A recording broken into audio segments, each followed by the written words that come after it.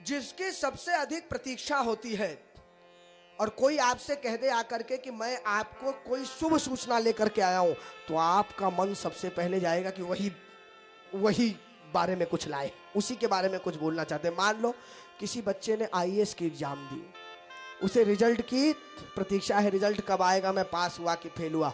1-2 महीने बाद कोई आया, उसने आकर के कहा सुनो बहुत शुभ समाचार तुम्हारे लिए लेकर के आया हूं। क्या लगेगा उसे? रिजल्ट आ गया है, मैं पास। वही बात है क्या? नहीं नहीं, वो नहीं, कोई दूसरी बात। अरे हम तो सोचे वो वाली बात। जिसकी सबसे अधिक प्रतीक्षा होती है और कोई शुभ अवसर आ जाए तो लगता है कि वही। अरे भाई, दाई आंख फड़कने लग जाए और आपके मन में जो सबसे बड़ी कामना हो, तो क्या मन में आता है कि वही हो जाएगा, मुझे लग रहा है, क्योंकि मेरी दाहिनी आंख फड़क रही है या बाएं अंग फड़क रहे हैं, बाई आंख फड़क रही है माताओं की। आज राम जी और उनके साथ भी यही हो रहा है।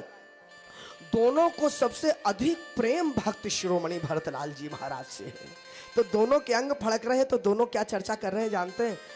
हो ना हो, भारत आने वाला है, इसलिए ये हमारे शगुन हमारे साथ हो रहे हैं। ये अंग फड़क रहे हैं।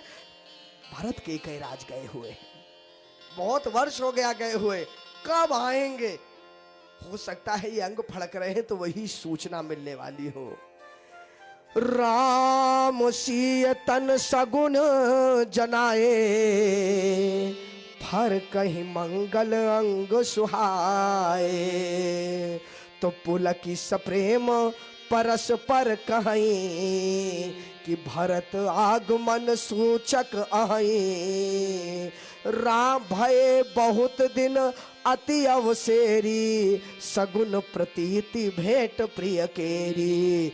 तो राम ही बंधु सोच दिन राती, अंडहि कमठ हृदय जेहि भांति। सुंदर बात है।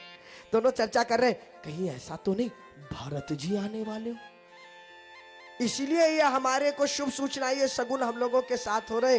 एक दूसरे से दोनों यही बातें कर रहे। बहुत दिन हो गया अवसेरी, अब तो बड़ा उत्साह, बड़ा उत्साह, बड़ी उत्सुकता है। अब वो समय कब आएगा, वो अवसर कब आएगा जब भरत जी से भेंट होगी। गोस्वामी जी ने लिखा, राम ही बंधु सोच दिन राती, अंडहु कमठ हृदय जेहि भांति। किसी के बारे में सोचने का उदाहरण इस अर्धाली से बड़ी पराकाष्ठा कोई हो ही नहीं सकती। माताओं बंधु, कोई किसके बारे में कितना सोचता है, उसका सबसे बड़ा उदाहरण गोस्वामी तुलसीदास जी महाराज ने इस अर्धाली में लिखा। कारण हमारे यहाँ एक लोक मान्यता है, जानते हैं क्या?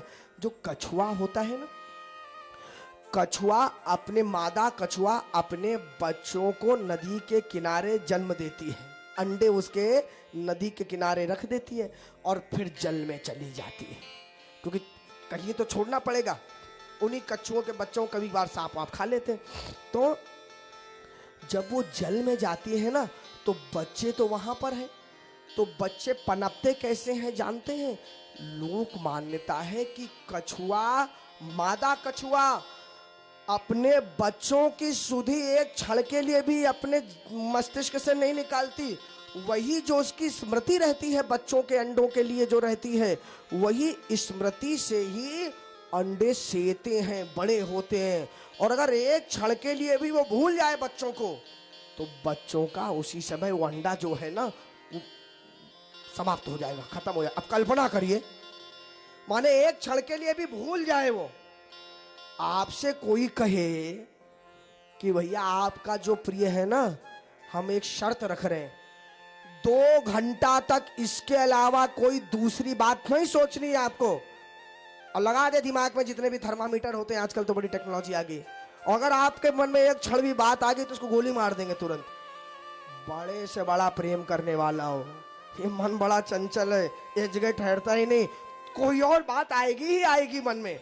लेकिन कल्पना करिए, भगवान भरत जी से कितना प्रेम करते हैं, एक क्षण भी भरत जी के सिवा कोई दूसरी बात उनके मन में नहीं आती। इसीलिए प्रयाग में आकर के भरत जी से यही बात कही गई थी कि तुम पर अस स्नेह रघुबर को, कि सुख जीवन जग जस जड़ नर को यह नाधिक रघुबीर बड़ाई, प्रणत कुटुंब पाल रघुराई। अर्थात माताओं बंधुओं, इतना प्रेम प्रभु श्री राम भरत जी महाराज से करते हैं जितना कोई मूर्ख व्यक्ति सुख से करता है, जीवन से करता है, जग से करता है। कल्पना, इसमें चर्चा करेंगे हम लोग जब भरत चरित्र की चर्चा होगी, ध्यान दीजिएगा। व्यक्ति या तो सुख के बारे में सोचेगा, या जीवन के बारे में सोचेगा, या संसार के बारे में सोचेगा। बचा ही क्या सोचने के लिए इसके अलावा एक मायावी पुरुष को। तो कहा इसके से बाहर जा ही नहीं सकता इस दायरे से। वही भगवान केवल भरत जी को लेकर ही उनके विचार चलते रहते हैं। राम ही बंधु सोच दिन राती, अंडहि कमट हृदय जेहि भांति। दूसरी तरफ सारे रनिवास में यह बात फैल गई कि राम जी का राज्याभिषेक होने वाला है। और जब यह पता पड़ा माताओं बंधुओं, तो जितनी माताएं थी, सुमित्रा माता आज सारे चौराहों को, सारे नगर को सुंदर सुंदर रूप से सजा रहे हैं। माता कौशल्या जितने ब्राह्मण हैं संसार के सबको बुला रहे हैं, और सबको बुला करके केवल दान पुण्य कर रहे हैं। कुछ भी हो, मेरे राम का कल्याण होना चाहिए। आनंद मगन राम महतारी, दिए दान बहु विप्र हकारी।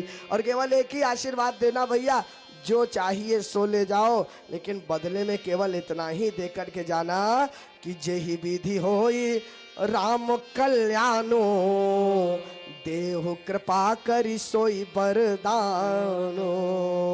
वही वरदान देना जिससे मेरे राम का कल्याण हो, बस मेरे राम का भला हो, मेरे राम को आशीर्वाद देकर के जाना। माताओं बंधुओं, माता कौशल्या ब्राह्मणों को दान दे रही हैं। सारी सखियां, सारी माताएं आज प्रसन्न हैं, अयोध्या वासी प्रसन्न हैं। एक सुंदर राम नाम का भजन और होगा, फिर हम लोग आगे कथा को बढ़ाएंगे। बोलिए सियावर रामचंद्र की जय।